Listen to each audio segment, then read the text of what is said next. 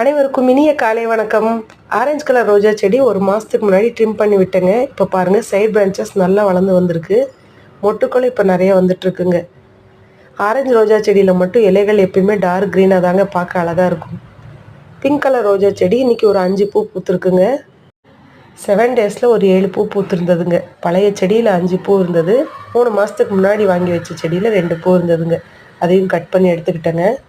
Dahlia பூ பூத்து இன்றைக்கோட 3 நாள் ஆகிடுச்சிங்க. அதனால் இன்றைக்கி நான் அதை கட் பண்ணிக்கிட்டேன். ரெட் கலர் டாலியாங்க, இன்னும் ஃப்ரெஷ்ஷாக இருக்குங்க.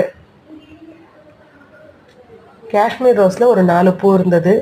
இருவாச்சி மல்லி டெய்லி ஒரு கைப்பிடி அளவுக்கு ஒரு மாதமாக பூ கொடுத்துட்டு தாங்க இருக்குது. இன்றைக்கும் அந்த அளவுக்கு இருந்தது, பறிச்சுக்கிட்டேன்.